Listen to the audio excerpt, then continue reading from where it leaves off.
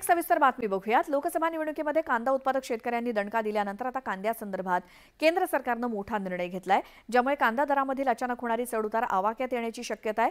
आणि सरकारच्या या निर्णयामागची राजकीय गणित काय आहेत, त्यामुळे कुणाचे अश्रू थांबणार आहेत, जाणून घेऊयात या रिपोर्टमधून। लोकसभा निवडणुकीत कांदा प्रश्नामुळे फटका बसल्यानंतर आता सरकारनं कांद्यांच्या दराबाबत मोठा निर्णय घेतलाय, ज्यानुसार कांद्याबाबत नाफेड आणि एनसीसीएफचे अधिकार गोठवत कांद्याचे दर ठरवण्याचे अधिकार थेट वाणिज्य मंत्रालयाला देण्यात आले आहेत। यापूर्वी नाफेडच्या स्थानिक शाखेकडे रोजचे कांद्याचे दर काढण्याची जबाबदारी होती। आता वाणिज्य मंत्रालयातील डोकामार्फत प्रति आठवड्यासाठी कांद्याचा स्थिर दर जाहीर केला जाणार आहे। त्यामुळे बाजारात कांदा दरात दिवसागणिक दिसणारी मोठी तफावत थांबण्याचा अंदाज आहे। कांद्याचे बाजार मूल्य स्थिर करण्यासाठी हा बदल केल्याचं दिसून येत आहे।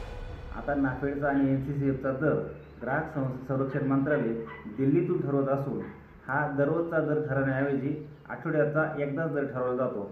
त्यामुळे शेतकऱ्यांना आज बाजार समित्यात मिळणाऱ्या कांद्याच्या दरापेक्षाही नाफेड एनसीसीएफचा दर कमी आहे। नाफेड आणि एनसीसीएफने जर शेतकऱ्यांचा कांदा थेट घ्यायचा असेल तर किमान 4000 रुपये प्रति क्विंटलचा दर द्यावा, अशी मागणी महाराष्ट्र राज्य कांदा उत्पादक शेतकरी संघटनेकडून करण्यात येत आहे। त्या ठिकाणी या केंद्रांमध्ये दिले जायचे, परंतु नंतरच्या काळामध्ये संपूर्ण आठवड्यासाठी एकच दर त्या ठिकाणी ठेवण्यात आला। त्यामुळे शेतकऱ्यांनी सुद्धा या खरेदी केंद्राकडे पाठ फिरवल्याचं आपण या ठिकाणी बघत आहोत। या ठिकाणी जर खऱ्या अर्थाने केंद्र शासनाला कांदा खरेदी करायचा असेल तर त्या ठिकाणी नाफेड आणि एनसीसीएफला बाजार समित्यांमध्ये जर उतरवलं आणि व्यापाऱ्यांमध्ये आणि नाफेड आणि एनसीसीएफमध्ये जर स्पर्धा निर्माण झाली तरच खऱ्या अर्थानं त्या कांदा खरेदीचा उद्दिष्ट सफल होऊ शकतो। या निर्णयामुळे कांद्याचे दर नियंत्रणात येण्याचा दावा केला जातोय, पण ज्याप्रमाणे गेल्या काही दिवसात चित्र दिसतंय त्यावरून तरी काही प्रश्न उपस्थित होत आहेत। व्यापारी दररोज भाव ठरवत असताना डोकाचे आठवड्याचे दर कामी येणार का?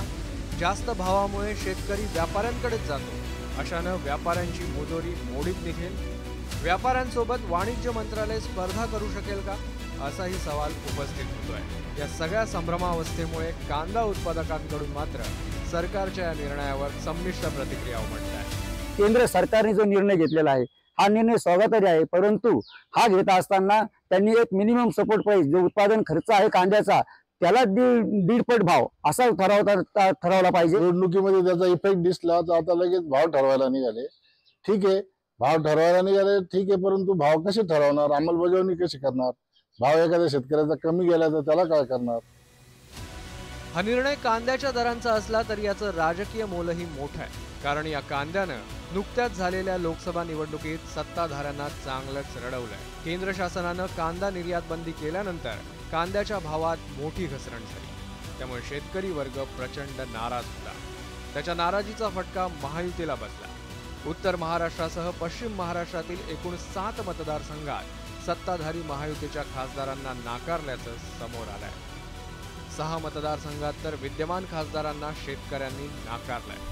कांद्याचं सर्वात मोठं गोदाम म्हणवल्या जाणाऱ्या दिंडोरी मतदारसंघात केंद्रीय मंत्री भारती पवारांना पराभवाचा सामना करावा लागला। नाशिक मतदारसंघातही शिवसेनेचे गेली अनेक वर्ष खासदार असलेल्या हेमंत गोडसेंना कांदा निर्यात बंदीचा फटका बसला। अहमदनगरमध्येही हॅट्रिकच्या तयारीत असलेल्या भाजपच्या सुजय विखेंच्या मार्गात कांदा उत्पादकांमुळे खोडा पडला। शेतकरी बहुल शिर्डी मतदारसंघात शिवसेनेच्या खासदार असलेल्या सदाशिव लोखंडेंचाही कांद्यानं वांदा केला।